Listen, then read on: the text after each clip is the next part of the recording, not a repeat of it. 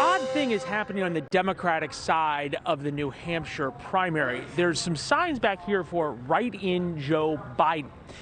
And President Biden's supporters are worried because he took the Democratic primary away from New Hampshire. He wanted South Carolina to go first, so he's not participating. Dean Phillips, a congressman from Minnesota whose office is on the other side of the street, he's been making some inroads here in New Hampshire. In fact, he has a big ad on air right now. I challenged myself to find President Biden in New Hampshire during this primary season. I thought I was good at hiding. So as you can see, the idea now is some of Biden's supporters, not his campaign, are trying to avoid Phillips winning the primary. Their answer is a campaign out here to write in Joe Biden's name. Of course, all of this would have been avoided if Joe Biden had just left the Democratic primary system the way it was and has been for about 100 years. What do you make of this Joe Biden write-in campaign? I think it's absurd. He's the sitting president of the United States of America in the first in the nation primary, and he's not on the ballot. And now there's a massive write-in campaign. Every cabinet member, I think, has come up here. The mayor of Boston's here today, the governor of Massachusetts. Do you think it means they're scared? Well, of course. How can you justify this? First of all, how can you justify the president of the United States of America not being on the ballot because of his decision? It's absurd. And furthermore, telling New Hampshire voters that this is meaningless, that actually has the Democratic National Committee using tactics that require a letter from the state of New Hampshire, a cease and desist letter to the Democratic National Committee for the unlawful suppression of voters. That's what's going on here, and it is absurd. And the president is the leader of the Democratic Party. He should be asked these questions. He should opine, and I think it's a real affront to democracy. It is my honor and privilege to introduce the next president of the United States, Congressman Dean Vittert. Why are you interested if Joe Biden's president? Well, one, because he didn't care about New Hampshire, didn't want to come here, and he took our delegates away. Makes you a little angry? Oh, yeah. Yeah, do not take delegates away from New Hampshire. They take it personally here. Alex Thompson, national political reporter at Axios, with us.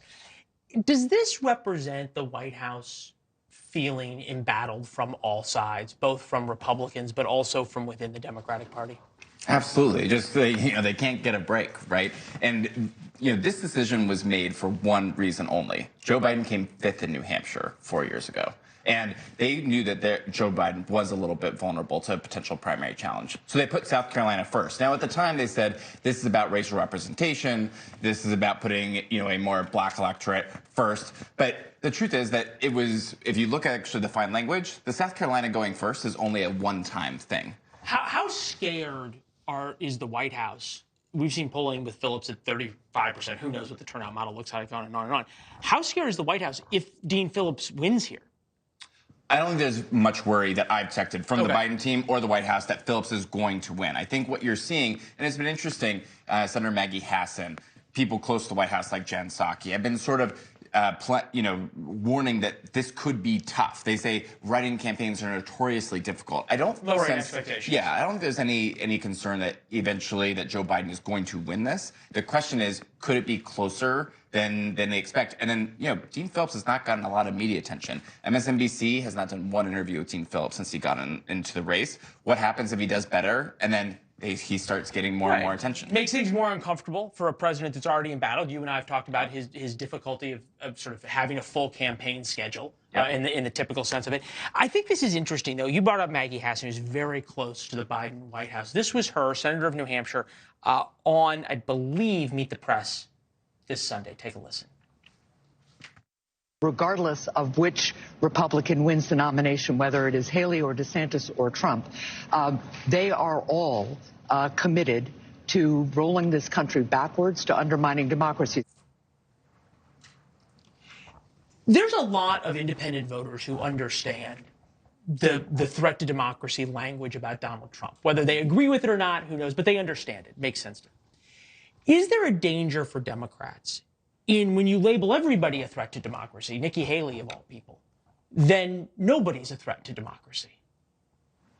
That's really interesting. I mean, they've clearly said and tried to, part of this is they want to run against Donald Trump no matter who the nominee is. Yeah, right? Which would be hard if Nikki Haley beats Donald Trump. Yeah. But like they're going to label Nikki Haley an extreme MAGA Republican, right? And I mean, I think there could be a potential, crying wolf scenario. But the fact of the matter is that, Nikki Haley has had some extreme positions, even though she is more moderate on some issues. They'll get to abortion and exactly. a couple other things. I brought this polling up with Bill O'Reilly. He questioned the polling. I'm not sure. The polling may be different, but certainly the idea is pretty similar. Trump versus Biden.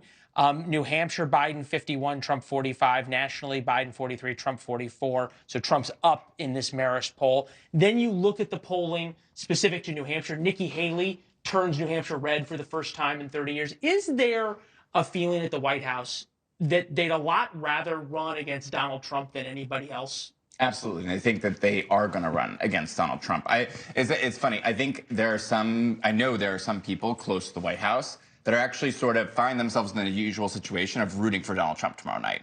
That basically this general election could start on Wednesday, and then and there is a hope, there is a belief inside the Biden campaign that their polls are going to start changing, their grassroots fundraising is going to start changing. All those Democrats that are dissatisfied with Biden are going to come home immediately once Donald Trump's the nominee. Thanks for watching. Go to joinnn.com to find NewsNation on your television provider. And don't forget to click the red subscribe button below to get more of NewsNation's fact-driven, unbiased coverage.